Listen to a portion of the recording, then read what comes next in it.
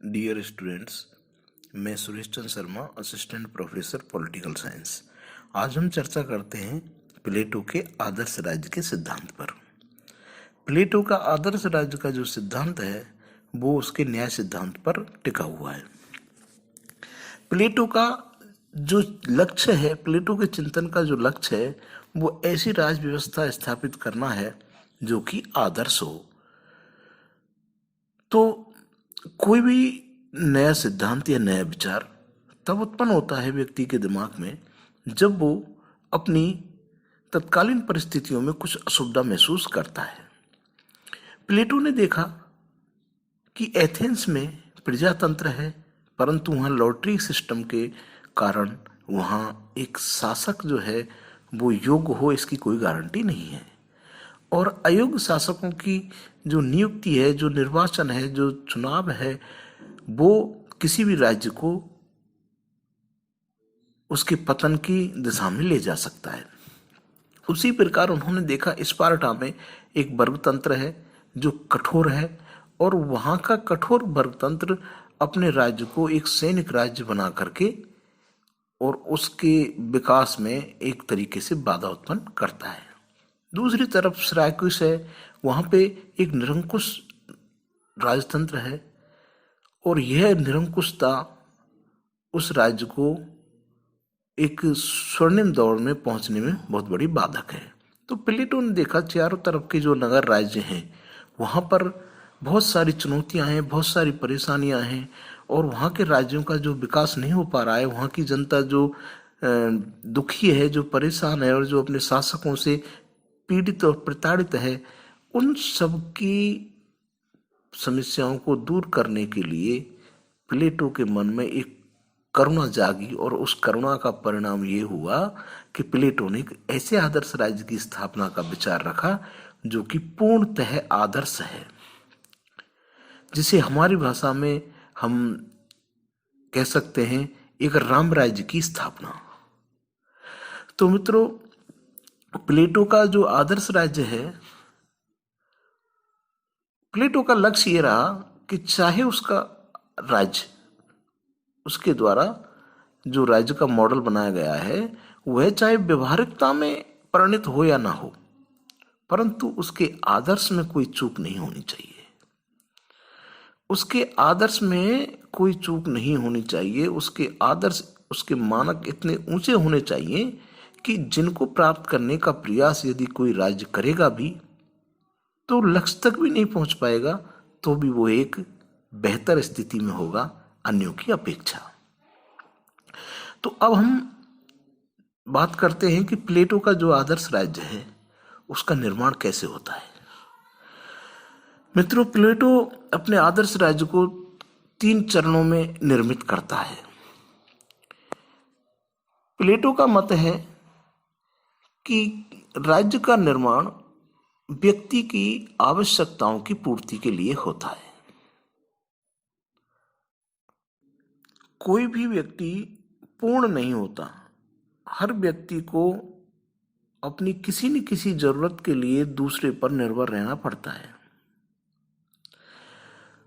प्लेटो कहता है कि यह आर्थिक पक्ष जो है, ये व्यक्ति का जो आर्थिक पक्ष है, यह आर्थिक पक्ष समाज को एकता के सूत्र में बांधे रखता है। हम उदाहरण के तौर पे अपने चारों तरफ देखते हैं कि किसी व्यक्ति के पास पैसा है, परंतु उसके पास श्रम करने की शक्ति नहीं है, तो वो क्या करेगा? श्रम के लिए एक ऐसे बलिष्ठ व्यक्ति को नियुक्त करेगा, बुलाएगा पैसा देकर, जो उसकी कामों को करके जाएगा। जिस व्यक्ति के पास खाद्यान्न है परंतु सब्जी नहीं है, तो वो क्या करेगा? सब्जी वाले से सब्जी लाएगा और अपने खाद्यान्न को बेच देगा, सब्जी वाला वो खाद्यान्न खरीद लेगा। तो इस प्रकार हम देखते हैं कि समाज में व्यक्ति की आवश्यकताओं की पूर्ति एक दूसरे से होती है। प्लेटो कहता है कि व्यक्ति का यह आर्थिक पक्ष समाज को एकता के सूत्र में बांध के रखता है, और यहीं से राज्य की उत्पत्ति के बीज हमें दिखाई देते हैं कि हम चारों तरफ देखते हैं समाज में कि एक दूसरे की पूर्ति एक दूसरे के माध्यम से होती है। कोई भी व्यक्ति ऐसा नहीं है जो कि 100% अपनी आवश्यकताओं की पूर्ति स्वयं ही कर लेता हो। प्लेटो कहता है कि यह स्थिति समाज में राज्य की उत्पादक वर्ग का निर्माण करती है। उत्पादक वर्ग का निर्माण कैसे करती है कि मनुष्य के लिए सबसे पहले उसकी आवश्यकताओं की पूर्ति होनी चाहिए, जिसमें खाद्यान्न है, कपड़े हैं, रहना है। ये आवश्यकताओं की पूर्ति कब होगी? जब व्यक्ति आर्थिक क्रियाएं करेगा, और आर्थिक क्रियाएं जब वो करेगा तो उसमें एक भाव आएगा कि वो अधिक से अधिक मेहनत करे और अधिक से अधिक अपने पास चीजें इकट्ठी करे। जब उसके पास चीजें उत्पादित हो जाएंगी, अधिक चीजें इकट्ठी हो जाएंगी, तो वो क्या करेगा? उनको डिस्ट्रीब्यूट करेगा। खुद की आवश्यकताओं की पूर्ति के लिए औरों से चीजें खरीदेगा और अपनी अतिरिक्त चीजों को औरों के लिए बेच देगा। तो इससे समाज में एक उत्पादक वर्ग पैदा होता है। यह प्लेटो के चिंतन में राज्य निर्माण का प्रथम चरण है। इस चरण में कार्य विभाजन और कार्य विशिष्टीकरण दो चीजें निकल के आती हैं कि जैसे कार्य विभाजन कर दिया, कैसे कि एक व्यक्ति है, उसका कृषि में बहुत मन लगता है, तो वो खेती करेगा। खेती करके जो अनाज पैदा करेगा उसका वो सबसे पहले तो अपने परिवार, अपने घर में यूज करेगा, और जो अतिरिक्त खाद्यान्न बचेगा उस अतिरिक्त खाद्यान्न को वो मार्केट में बेच देगा, और जो धन उसे प्राप्त होगा उस धन से वो अपनी उन वस्तुओं को परचेज करेगा जिनका वो उत्पादन नहीं कर सकता। दूसरी तरफ एक व्यक्ति है, एक उद्योगपति है, जो कि औद्योगिक क्षेत्र में काम करता है और वो उपयोग की चीजें उत्पादित करता है, परंतु वो खाद्यान्न पैदा नहीं करता। तो वो क्या करेगा? अपनी चीजों को बेच करके और खाद्यान्न खरीद लेगा। तो इस प्रकार यहाँ पर दो चीजें निकल के आई कि जो व्यक्ति जिस कार्य में रुचि रखता है उसको उसी कार्य की जिम्मेदारी सौंपी जाए। इसको कहते हैं श्रम विभाजन। और जब वो व्यक्ति अपने कार्य में अपने प्रकृति के अनुकूल, अपने मनोनुकूल जब कार्य करेगा तो उस कार्य में उसको विशिष्टीकरण या विशेषज्ञता हासिल हो जाएगी। तो प्लेटो कहता है कि राज्य निर्माण के प्रथम चरण में कार्य विशिष्टीकरण और श्रम विभाजन का सिद्धांत हमें दिखाई देता है। अब हम आगे बढ़ते हैं राज्य निर्माण का दूसरा चरण। प्लेटो कहता है कि जब उसकी आर्थिक आवश्यकताएं पूरी हो जाएंगी तो उसकी कुछ सांस्कृतिक आवश्यकताएं उत्पन्न होंगी। इसके अलावा इन आर्थिक आवश्यकताओं की पूर्ति के लिए एक जमीन चाहिएगी, और उस जमीन की सुरक्षा के लिए और राज्य के अंदर कानून व्यवस्था एवं शांति बनाए रखने के लिए सैनिकों की आवश्यकता होगी। तो उस समाज का एक वर्ग जिसके अंदर साहस की प्रधानता है वो सैनिक वर्ग का कार्य करेगा। इस प्रकार एक नया वर्ग उत्पन्न हो जाएगा जिसको हम सैनिक वर्ग कहते हैं। यह सैनिक वर्ग राज्य की सीमाओं की रक्षा करेगा और राज्य के अंदर शांति व्यवस्था बनाए रखेगा। प्लेटो सैनिक वर्ग का जो निर्माण है, सैनिक वर्ग का जो विचार है, वो आक्रमण के लिए नहीं करता, सीमाओं के विस्तार के लिए नहीं करता। प्लेटो का मत है कि सैनिक का काम एक रखवाली करने वाले डॉग की तरह है कि वो अपने राज्य के नागरिकों के हितों की, अपने नागरिकों की संपत्ति की और अपने नागरिकों की जान माल की रक्षा करेंगे। अब मित्रों बात आती है तीसरे चरण की। सैनिक वर्ग और उत्पादक वर्ग, इन दोनों ही वर्गों को दिशा निर्देश देने के लिए, जो कानून व्यवस्था है उसको बनाए रखने के लिए, आदेश देने के लिए, शासन का संचालन करने के लिए, इस सैनिक वर्ग, इस संरक्षक वर्ग में से जो व्यक्ति अधिक बुद्धिमान हैं, विवेकशील हैं, उन व्यक्तियों को शासन करने की जिम्मेदारी सौंप दी जाएगी। इससे राज्य का तीसरा चरण पूरा होता है और शासक वर्ग की उत्पत्ति होती है। इस प्रकार प्लेटो कहते हैं कि इन 3 चरणों में राज्य का निर्माण होगा। अब बात आती है कि राज्य में, प्लेटो के आदर्श राज्य में राज्य और व्यक्ति का क्या संबंध होगा। प्लेटो कहते हैं कि राज्य का निर्माण कोई चट्टानों और पेड़ पौधों से नहीं होता है, राज्य का निर्माण उसके रहने वाले नागरिकों से होता है।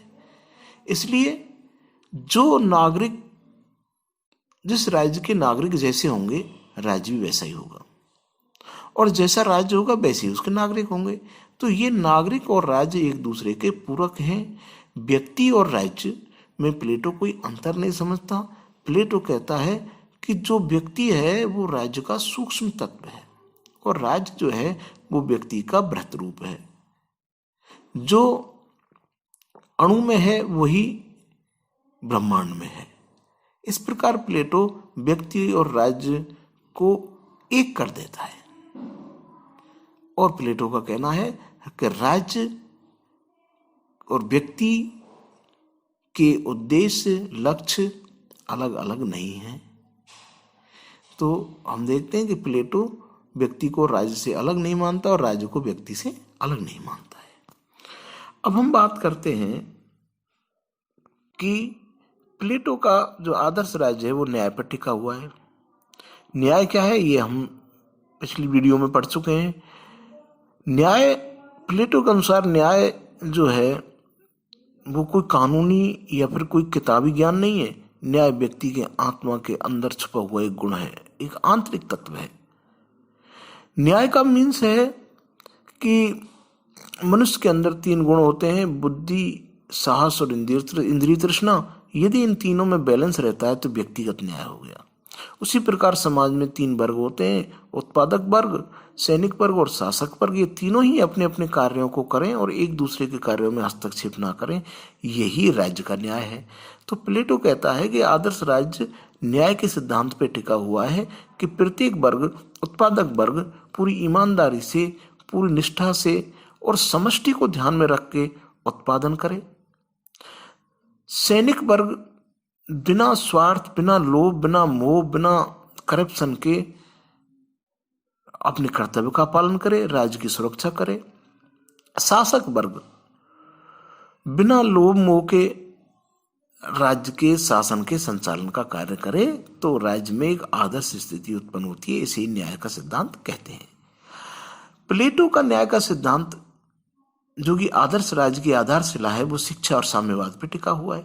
प्लेटो एक आदर्श शिक्षा व्यवस्था की स्थापना करता है और इस आदर्श शिक्षा व्यवस्था से प्लेटो अपने संरक्षक वर्ग अर्थात सैनिक और शासक वर्ग में ऐसे गुणों का समावेश करता है, ऐसे गुणों को उत्पन्न करता है जिन गुणों के माध्यम से वो अपने राज्य कार्य का काम इतने ढंग से संचालित करते हैं कि एक आदर्श राज्य की स्थिति उत्पन्न हो जाए।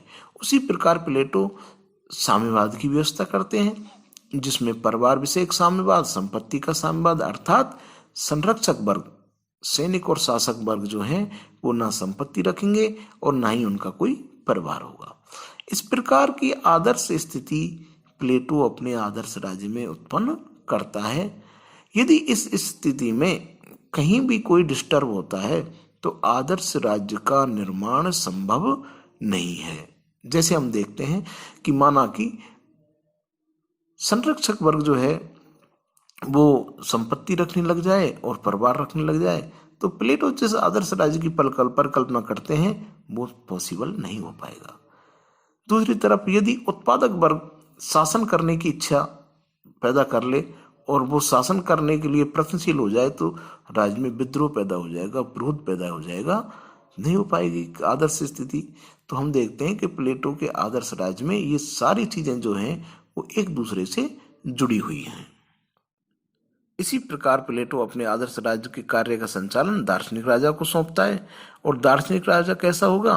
विवेकशील होगा, बुद्धिमान होगा, जिसने 35 साल तक औपचारिक शिक्षा और फिर 15 साल तक अनौपचारिक शिक्षा के माध्यम से एक ऐसे जीवन दर्शन को अपने अंदर उत्पन्न किया होगा जिसका उद्देश्य, जिसका मकसद केवल और केवल सिर्फ सत्य का अन्वेषण करना है, अर्थात सत्य के अन्वेषण के माध्यम से राज्य के लिए एक आदर्श स्थिति का शासन संचालित करना है। अब मित्रों, हम प्लेटो के इस आदर्श राज्य की कुछ आलोचना भी देख लेते हैं कि प्लेटो का आदर्श राज्य जो है वो एक स्वप्निल संसार है। अर्थात प्लेटो को खुद को पता था कि यह आदर्श राज्य कभी भी इस धरती पर उत्पन्न नहीं हो सकता, परंतु उसने अपने आदर्श में कोई कमी नहीं छोड़ी। इसलिए प्लेटो के आदर्श राज्य को अव्यवहारिक और स्वप्नशील सिद्धांत भी कहा जाता है। स्वतंत्रता का निषेध। प्लेटो व्यक्ति और राज्य को इतना एकीकृत कर देते हैं कि व्यक्तिगत स्वतंत्रता समाप्त हो जाती है। उत्पादक वर्ग की नितांत उपेक्षा करता है प्लेटो। कुछ आलोचक कहते हैं कि प्लेटो उत्पादक वर्ग की उपेक्षा करता है, उसे शिक्षा से दूर रखता है, उसे शासन के संचालन से दूर रखता है, और उत्पादक वर्ग केवल और केवल अपने उत्पादन कार्य मतलब खेती किसानी मजदूरी में लगा रहेगा और शासन संचालन का कार्य नहीं कर पाएगा। उसको ये अधिकार ही नहीं देता प्लेटो। इस प्रकार ये एक तरीके से समाज के एक बहुसंख्यक वर्ग की उपेक्षा हो गई। प्लेटो का जो आदर्श राज्य है और इसके शासन के संचालन की जिम्मेदारी जो दार्शनिक राजा को दी गई है, इससे ऐसा लगता है कि दार्शनिक राजा एक निरंकुश शासन संचालन का कार्य करेगा, उस पर कोई नियंत्रण नहीं होगा, क्योंकि आदर्श राज्य में कोई भी कानून जैसी व्यवस्था नहीं है। प्लेटो आदर्श राज्य के लिए कार्य विशिष्टीकरण के सिद्धांत पर बल देते हैं, परंतु एक चीज बताइए कि एक व्यक्ति क्या एक ही कार्य कर सकता है? हमने देखा है कि सोसाइटी में बहुत से बहुमुखी प्रतिभा के धनी व्यक्ति होते हैं जो कि हर क्षेत्र में काम करते हैं और समाज को लाभ पहुंचाते हैं। उनमें से एक प्लेटो के प्रिय शिष्य अरस्तु भी हुए, जिन्होंने हर क्षेत्र में काम किया। तो इस प्रकार प्लेटो कार्य विशिष्टीकरण के सिद्धांत के माध्यम से व्यक्ति के विकास को अवरुद्ध कर देता है। अब हम प्लेटो के आदर्श राज्य पर एक नए तरीके से सोचते हैं कि क्या प्लेटो का आदर्श राज्य केवल कल्पना मात्र है? इस विषय में अधिकांश विद्वानों में बड़ा विरोधाभास है। प्रथम दृष्टया देखा जाए तो प्लेटो का आदर्श राज्य अव्यवहारिक और कल्पना मात्र दिखाई देता है, क्योंकि जो व्यक्ति इतना आदर्श इतने अच्छे ढंग से सोच ही नहीं सकते, जो व्यक्ति इतने अच्छे ढंग से काम करने का प्रयास ही नहीं कर सकता, उसके लिए प्लेटो का राज्य आदर्श राज्य जो है वो केवल कल्पना दिखाई देगा। परंतु हमने देखा है इतिहास में हर युग में हर शासन व्यवस्था ने कहीं ना कहीं प्लेटो के आदर्श राज्य की किसी न किसी विशेषता को ग्रहण करके उस पर आगे चलने का प्रयास किया है। हजारों वर्ष तक यूरोप में प्लेटो के आदर्श राज्य को प्राप्त करने का प्रयत्न होता रहा, झटपटाहट होती रही। मध्य युग में जो यूरोप में एक व्यवस्था थी कि एक वर्ग होगा पादरी वर्ग जो कि आध्यात्मिक या धार्मिक शिक्षा देगा, एक सेना होगी और उत्पादक होंगे, ये तीन वर्ग बताए थे। क्या ये प्लेटो के आदर्श राज्य को प्राप्त करने की दिशा में एक कदम नहीं था? बिल्कुल था। स्वयं प्लेटो भी मानता था कि हाँ, मेरा मॉडल आदर्श राज्य का मॉडल तुम्हें अव्यवहारिक जरूर दिखाई देगा, परंतु इसे प्राप्त किया जा सकता है। मित्रों, प्लेटो अपनी शिक्षा और साम्यवाद की जो व्यवस्था है उसको अल्पसंख्यक वर्ग अर्थात संरक्षक वर्ग के लिए ही करता है। ऐसा क्यों? क्योंकि प्लेटो कुछ गिने चुने संरक्षक वर्ग के लोगों पर इतने जटिल, इतने कठोर प्रतिबंध लगा करके अपने आदर्श राज्य को एक व्यवहारिक रूप देना चाहता था। इसलिए उन्होंने बहुसंख्यक उत्पादक वर्ग को शिक्षा और साम्यवाद से दूर रखा। उनका मानना रहा होगा कि जब हम संरक्षक वर्ग को इन दोनों सिद्धांतों के अकॉर्डिंग स्थापित कर पाते हैं, निर्मित कर पाते हैं, तो शिक्षा का प्रसार हम फिर कहाँ करेंगे? उत्पादक वर्ग में करेंगे। तो इसका मतलब है प्लेटो खुद भी अपने आदर्श राज्य को व्यवहारिकता में परिणत करने के लिए प्रयासरत थे। तभी तो वो आदर्श राजा के खोज में सिसिली की 3 बार यात्रा करते हैं। तो मित्रों, प्लेटो का आदर्श राज्य केवल कल्पना मात्र नहीं है, वो एक ऐसे पैमाने, ऐसे मापदंड स्थापित करता है कि जिसको प्राप्त करना, जिसकी तरफ बढ़ना हर राज्य की जिम्मेदारी है। जैसे हम देखते हैं कि क्या हमारे शासकों को मोह लोभ से दूर नहीं रहना चाहिए? क्या हमारे शासकों को भाई भतीजावाद और तेरा मेरा करना चाहिए? नहीं करना चाहिए ना। इसीलिए तो प्लेटो शासक वर्ग को परिवार विषयक साम्यवाद की जंजीरों में बांध देते हैं। क्या हमारा शासक वर्ग अनपढ़, गंवार, अशिक्षित, मूर्ख होना चाहिए? नहीं ना। तभी तो प्लेटो अपने आदर्श राज्य में शिक्षा पर इतना अधिक बल देते हैं कि संरक्षक वर्ग शिक्षा ग्रहण करे और एक सैनिक भी 20 साल तक प्रशिक्षण ले और शासक वर्ग, प्रशासक वर्ग 30 साल तक प्रशिक्षण ले और जो राजा बनने की क्षमता रखता है, योग्यता रखता है, इच्छा रखता है, वो 50 साल तक प्रशिक्षण ले। क्या हम नहीं चाहते कि हमारा शासक वर्ग पढ़ा लिखा, योग्य, गुणी हो?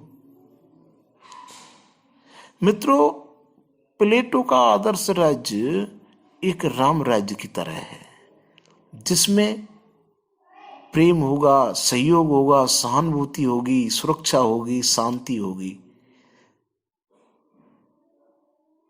क्या ये कल्पना मात्र है? क्या ये ऐसे पैमाने नहीं हैं जिन पर हमें चलना चाहिए, जिनकी ये ऐसे रास्ते हैं जिन पर हमें चलना चाहिए? और दुर्भाग्य देखिए शासन व्यवस्थाओं का कि 2500 साल बाद भी हम प्लेटो के आदर्श राज्य की तरफ ऐसे टकटकी लगाए देख रहे हैं कि क्या ये संभव है? ये उसी प्रकार है जिस प्रकार कुछ समय पहले लोग हिमालय की तरफ टकटकी लगाए देखते रहते होंगे। क्या यहाँ चढ़ना संभव है? तो मेरा मत है कि भले ही प्लेटो का राज्य आदर्श हो, उसका मॉडल आदर्श हो, काल्पनिक लगता हो, परंतु उसकी प्राप्ति के लिए हम जितना प्रयास करेंगे, हमारी शासन व्यवस्था, हमारी सामाजिक व्यवस्था उतनी ही सुंदर, सुदृढ़ और अच्छी बनेगी। इसलिए प्लेटो के आदर्श राज्य को कल्पना मात्र नहीं कह सकते।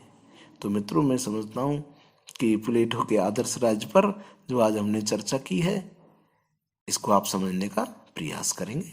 Thank you.